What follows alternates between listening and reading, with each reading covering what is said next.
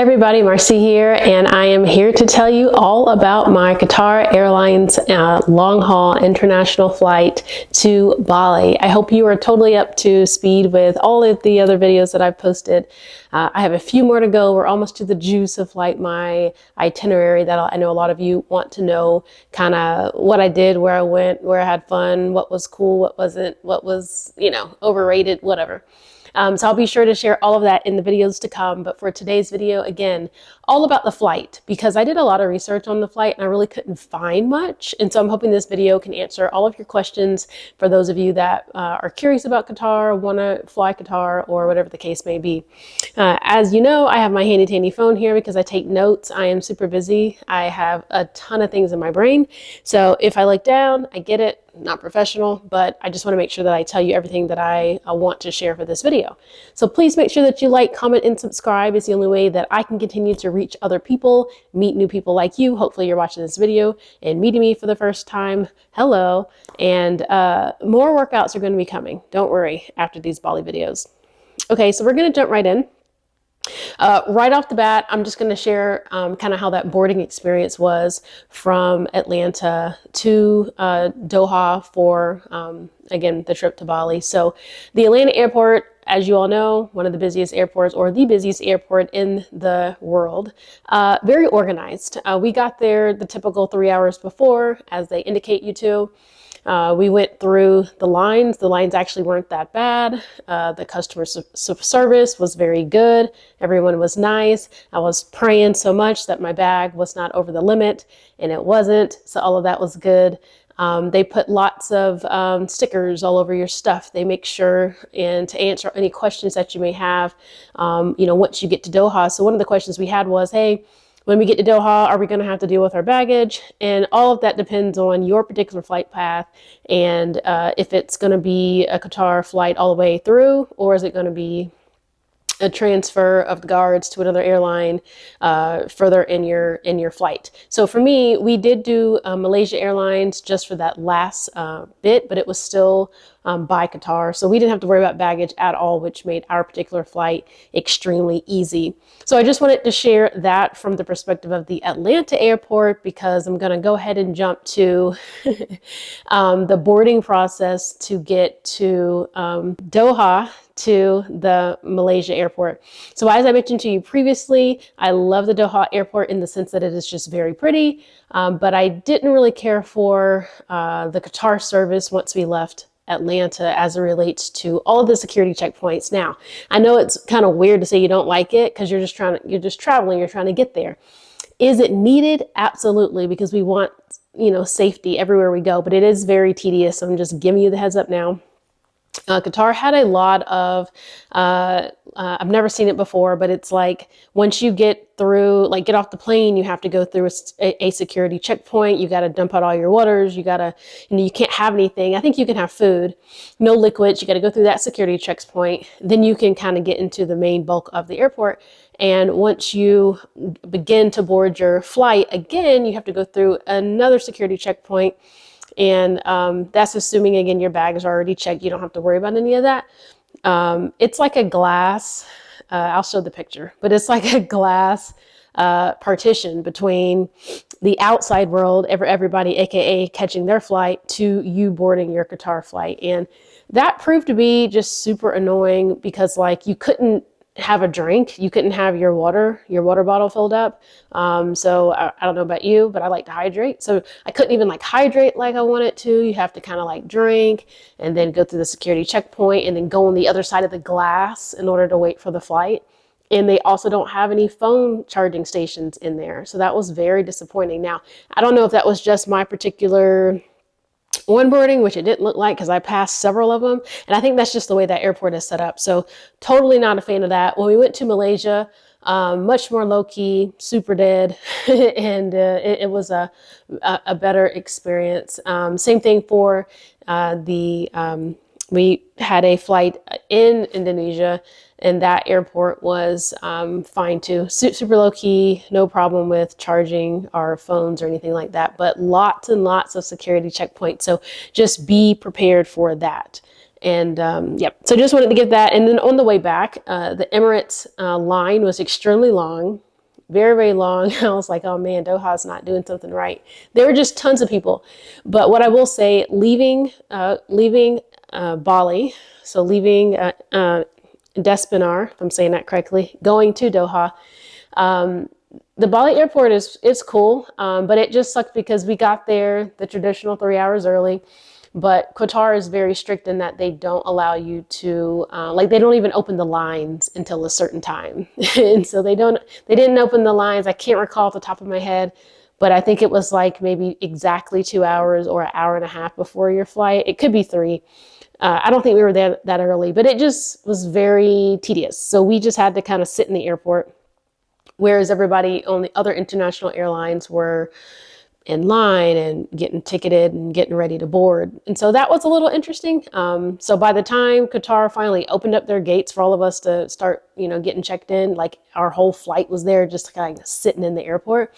It did go relatively fast because I was one of the first people in line because I was there for a while. So that's just to give you a heads up too.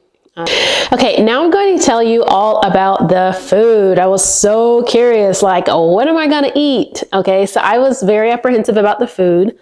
And when I bought my ticket, again, this is my first international flight outside of like flying a Delta, a Spirit or something like that. I've never been on an international, deemed airline. So I didn't know what to expect with the food. I didn't know how often we were going to eat. So like I said in my previous video, I packed lots of snacks. So I definitely had my snacks to kind of fill the gaps. But for the food, it was very interesting. I will say that I thought it would have been better. But then again, not really, because you're on a flight. And because I'm health conscious, y'all know I'm like super healthy when I want to be. But as a trainer, I'm pretty healthy. The food was like super processed, carb loaded. I mean, it was crazy, to be honest. And so when I booked the flight, I saw an option for food. And I even called, and the guy on the phone said, hey, you only need to do that if, you have certain dietary restrictions, because I thought initially that I could only choose from those options that was on the Qatar website. And that's again, after you book. And that's not the case. However, I would suggest that if I did it again, if you want to eat a little bit healthier. So they have vegetarian options, they have raw options if you're diabetic. So there's a list of dietary needs for you to select from. And even if you don't fall into one of those categories, you really just might want to get one of those. They're no additional charge so that you can be on the healthier side because the traditional food that they give you, some of it was good, some of it not so good. I'll go over that in a second, but I would suggest maybe 1 to 3 meals, pick that option, because if you're flying for a long time, you will eat the carb loaded, heavy, super processed food for, several hours, and it doesn't make you feel good. It's not good for you, and yeah, all that good jazz. So I'll just say that. So when we left Atlanta, as I mentioned, it was pretty much after my dinner time, around that 8 o'clock time frame. So I was really curious, like, I wonder if they're going to feed us. So that first flight was 13 hours, I think 13 hours. I have to go back and check. I don't know. But they did feed us dinner 2 hours into the flight. And so then after they did 2 hours into the flight, they then fed us, they kind of get us on the schedule of where we're going. And so they turn the lights off so it's dark. They will eventually provide you 2 full meals total. So like if it's a 13-hour flight to a 15-hour flight, they're going to give you 2 full meals. If that be lunch and dinner, if that be dinner and breakfast, they will give you those. And then they'll also give you a snack, and they will also give you a kind of like a bigger snack. So they will feed you 4 times. And if you're on a shorter flight, like 7 hours to 8 hours, we got 1 large meal, and we got 1 snack, smaller snack, and a big snack. And so you can get drinks at any time on the flight in terms of like the juices and the traditional waters and coffees and teas. If you go to the restroom, that's typically where all of their food area is. You can just ask them, or they may already have it prepped and you can just get it. So that's also an option. I was really curious about the alcohol, not so much that I'm a drinker, because I'm absolutely not. but just kind of curious on like, I wonder if it's free of charge. Again, first time traveling that far, I didn't know, but it is free. They provided complimentary wine, and so we treated ourselves to wine the first night just to kind of have fun, anniversary, you know, type of thing. And I thought that was experience. That was an experience. And so I'm going to go over the food briefly. I'll show you some pictures of the food. I tried to take as many as I could. And like I said, wasn't super thrilled. Some of it was like, oh, okay. But I will give them credit. The fruit was actually fresh. So the fruit did seem fresh. Every single meal, they gave you a piece of bread in a plastic wrap. And that already just was just like, they're trying to kill us. So if you're really on your health kick, like I hope you are, just know all of that stuff is bad. I mean, if they're feeding it to you in a bag, who knows how long it's been in that bag? That means it probably doesn't spoil. It's full of it's full of pesticides and whatever else you can think of just to keep it fresh. So lots of chemicals. But again, the first meal, again, bread, pasta, fruit. In the pasta, it was actually okay. I mean, okay for like the first day. I was like, oh, okay, whatever, cool. The second meal in the morning, it was actually breakfast, and it was actually good. So it was, again, another piece of bread. And I'll admit, I ate it like a few times because, I mean, I was on a super long flight and I was getting hungry. So I like ate a little smidge of it. Again, the fruit was fresh again. And now they had potatoes, spinach, and like an egg frittata. And I actually liked it. That was probably my most favorite meal. And they do offer you like perhaps somewhat of a vegetarian option and then a meat option, but not always. All of the meals didn't have that. So the next meal, as you see, I'm trying to show you again, bread again. This particular day, they had some type of like custard, and that was my favorite dessert of the trip. I can't tell you what type of custard that was. And then it was like some curry vegetables and white rice. As we know, white rice is not all that. And then there's that wine that I was telling you about. The next one, more bread, lots of, so they gave you like a dessert for everyone. Some of them were good, some of them weren't. Some of them was like a little lemon thing. We never got anything exactly repeated over all of our flights, so you don't have to worry about that. I don't even know what that picture is anymore. And the food, once we got to Malaysia, I'll just kind of share that too. That food was pretty good. I was not expecting to have fried noodles with coffee in the morning, but I went for it and it was an experience and I did it. And so that was kind of, again, one of those layovers I was referring to. And it was actually good. The name of the restaurant was called Grandma, so I would recommend that. It's super affordable. Customer service was great. So more bread and egg, and they had a piece of sausage. So I tried the breakfast thing again. As you can see, it was slightly different than the first picture that I shared with you. The fruit that time was like just okay. They provided Greek yogurt, which I'm not a big fan of dairy, so tried to skip that. I occasionally did drink the juice, because juice with the orange juice, I get it. It's full of sugar, but it also has some nutrients to get you moving to the restroom, if you know what I'm saying. And a few more, lots of white rice. That was the only option that I saw from these plates. And when they give them to you, they're in plastic. So for the pictures, I took everything off so that you could see what it is. And the last meal, I did try a vegetarian meal. I don't recall what it is, but there was no meat. The little cup had some eggplant in it, more of the custard. Tried to and this is by the end of the trip. So I was like, man, I've got to get something healthy. This is killing me. And I think it was like pumpernickel bread. So that's just to give you some guidance on like what the food was like on an airline. I couldn't find very many videos or pictures at all. So I hope this helps and can circulate and help lots of people. Okay, so I kind of told you about the airline itself as it relates to like the boarding and the food. So now I'll share a little bit about the customer service. The customer service was like, they were nice, but the people serving the food, maybe because it was a tedious task, it was just okay. And there was also a language barrier that was very obvious. So that became a little annoying when you were asking them like what they were saying, or can they repeat themselves? They got a little frustrated. So just feedback from Qatar on that. I hope that they continue to work on that and make sure all of their employees just speak clearly, just so everybody can hear. And I get it's going to be a challenging job because you got people all around the world and everybody speaks differently, but that's just something definitely that stood out, assuming that English is perhaps like that common language that everybody is speaking.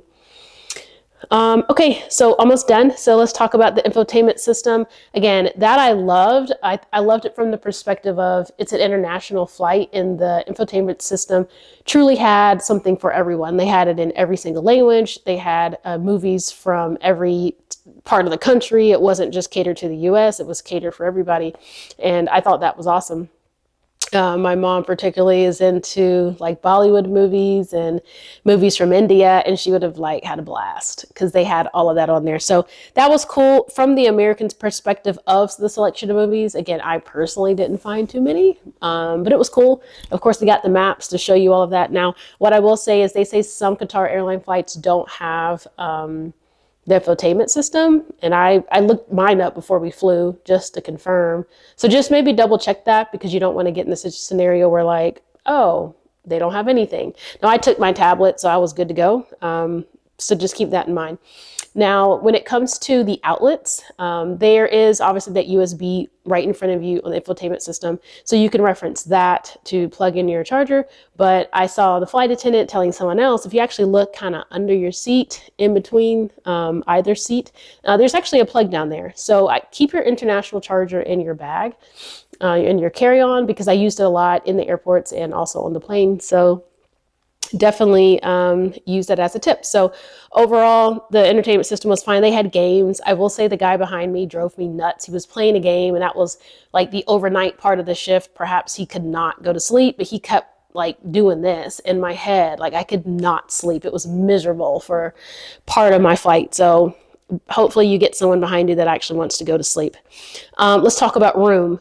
As I mentioned in my previous video, I kind of stowed everything up above. I had just what I needed down low. So leg space itself was actually really good. I was able to stretch out. I personally didn't have any confinements if you kind of use my tip from my previous video.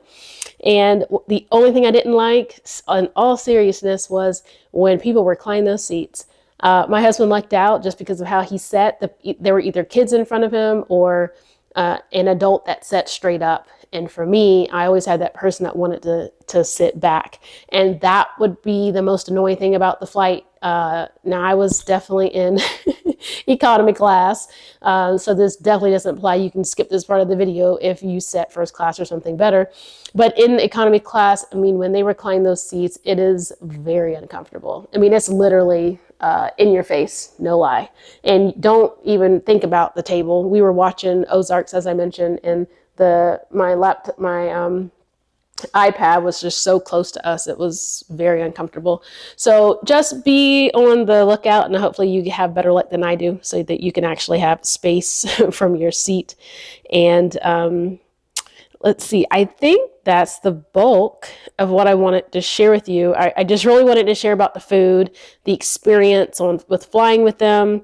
As I mentioned, they provided you the towel and not towel, I'm sorry, the pillow, the blanket, the compression socks, the earplugs, and ear headphones. So they do provide that. All of it is like super cheap, so like don't expect anything overly nice. The seat cushions were just okay. My butt hurt just a little bit. I did think international flight, though, they were going to maybe look a little bit better.